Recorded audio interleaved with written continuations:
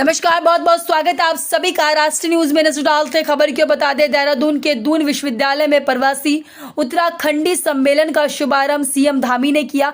इस अवसर पर पूर्व मुख्यमंत्रियों समेत अनेक दिग्गज उपस्थित रहे। देश विदेश से आए प्रवासी उत्तराखंडियों ने प्रदेश के विकास में अपनी भूमिकाएं पर विचार विमर्श किया। सीएम धामी ने राज्य की रजत जयंती पर सभी को शुभकामनाएं देते हुए कहा कि प्रवासी प्रदेश के विकास कार्यों में गहरी रुचि रखते हैं और राज्य में पर्यटन को बढ़ावा देने के लिए सरकार निरंतर कार्य कर रही है। साथ ही उन्होंने प्रवासी उत्तराखंड परिसर के गठन की घोषणा की।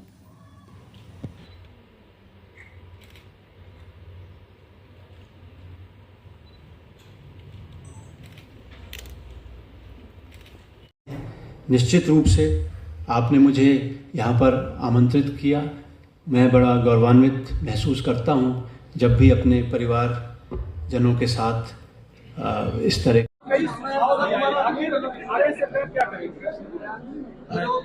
यह वर्ष हमारे राज्य के लिए बहुत महत्वपूर्ण वर्ष है।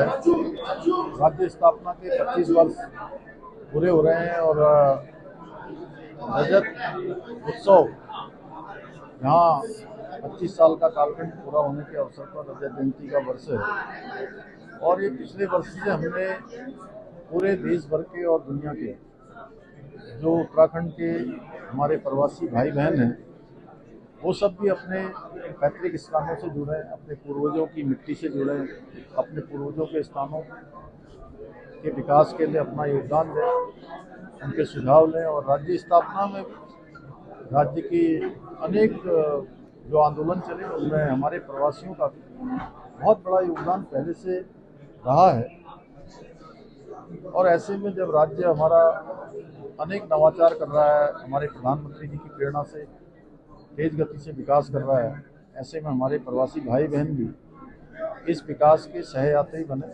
उसको लेकर प्रवासी उत्तराखंडी सम्मेलन का आयोजन पिछले वर्ष भी किया था, इस वर्ष भी किया है। सबके सुझाव आ रहे हैं और अलग अलग सत्रों में आज पूरे दिन भर ये सम्मेलन चलेगा। उसमें से जो सुझाव आएंगे उन सुझावों को हम लोग अमल में लाएंगे, सरकार की नीतियों में भी उसको सम्मिलित करेंगे। पिछले वर्ष कुछ लोगों ने अपने पैतृक गांवों को गोद लेना प्रारंभ किया है, उस काम को और विस्तार देंगे, उसमें और सरलता लाकर सभी को जोड़ने का प्रयास करेंगे। पिछले साल हमारे माननीय मुख्यमंत्री जी ने इसका पहल किया था और उसके तहत वैसे तो मैं जुड़ी हुई थी उत्तराखंड से, आती रहती थी अपने स्टेट में, लेकिन उस पहल से मतलब एक और रास्ता दिखा कि मैंने कहा क्यों नहीं मैं अपना गांव अडॉप्ट कर लूँ। तो वो मैंने किया और एक साल में जो कुछ मैंने थोड़ा बहुत कार्य किया, जैसे बंजर थे मेरे गांव के खेत तो उनको उपलब्ध कराए हल्दी और अदरक, और स्कूल को मैंने सरकार के साथ MOU साइन किया है कि मैं स्कूल को विकसित करूं। उसमें सिर्फ 2 ही बच्चे पढ़ते हैं, मास्टर 5 हैं और उन मास्टरों के बच्चे भी बाहर पढ़ते हैं क्योंकि कोई भी वो है सांस्कृतिक महाविद्यालय, कोई भी अपना आजकल सबको चाहिए इंग्लिश एजुकेशन। तो मैं चाहती हूँ कि हमारा स्कूल भी डेवलप हो, उसमें अच्छे टीचर्स आएँ और उसमें महिलाएं, क्योंकि गांव में अधिकतर महिलाएं रहेगी तो महिलाएं को एक सेंटर ऑफ लर्निंग मिले, महिलाओं को भी जैसे कढ़ाई बुनाई की मशीन का कुछ मिले, तो वो सब स्थापित करने का आइडिया। तो कुछ तो प्रगति हुई है और अभी देखो कि जितने पिछले साल जो लोग आए थे उससे ज़्यादा लोग आए हैं जो कर्मठ लोग हैं। पिछली बार तो ग्लैमर ज़्यादा था, है ना, कलाकार भी बहुत थे, आर्टिस्ट डायरेक्टर, लेकिन अब की बार असली जो हैं जो काम के गांव के लिए काम कर रहे हैं वो आए हैं और प्रगति तो है। और एक साल में इतनी प्रगति हुई तो, और ख़ासकर ये आज का दिन भी बहुत ही शुभ दिन है। तो देव दिवाली है, कार्तिक पूर्णिमा है और गुरु नानक वो है। क्या योजनाएं हैं? देखिए, पिछले साल यहाँ के मुख्यमंत्री श्री धामी जी ने आह्वान किया था कि हम लोगों को एक 2 गांव गोद लेने चाहिए। तो उस आह्वान के तहत मैंने अपना गांव और अपने नज़दीक का एक गांव गोद लिया है।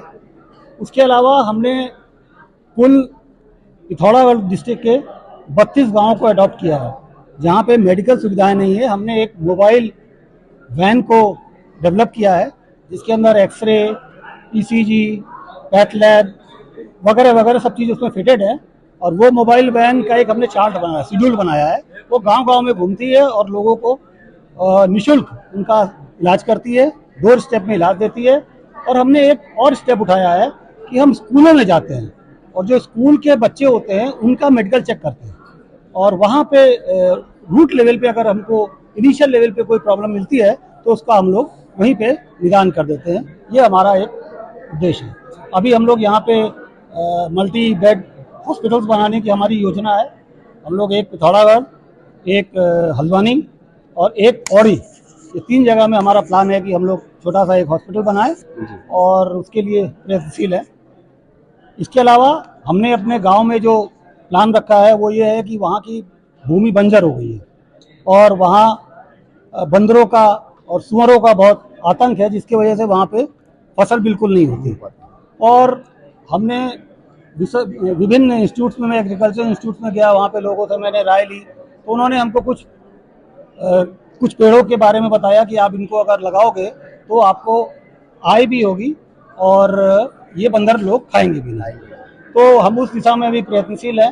यद्यपि मैं तो अहमदाबाद रहता हूँ, मैं यहाँ पे लोकल टीम को ढूंढ रहा हूँ जो यहाँ पे रहे और यहाँ पे जो हम इंडस्ट्री को यहाँ लगाएंगे, छोटी सी इंडस्ट्री को, उसको चलाएं।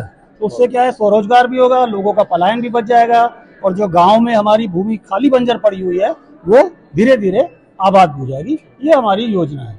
ये सब कुछ डिपेंड करता है कि हमको यहाँ पे आप लोगों का क्या सहयोग मिलता है, लोकल लोगों का क्या सहयोग मिलता है और सरकार का क्या सहयोग, क्योंकि प्रशासन के सहयोग के बिना कुछ नहीं हो सकता। और प्रशासन का सहयोग ऊपर से तो मिलता ही है, नीचे से मिलना ज्यादा जरूरी है। यही सब हमारी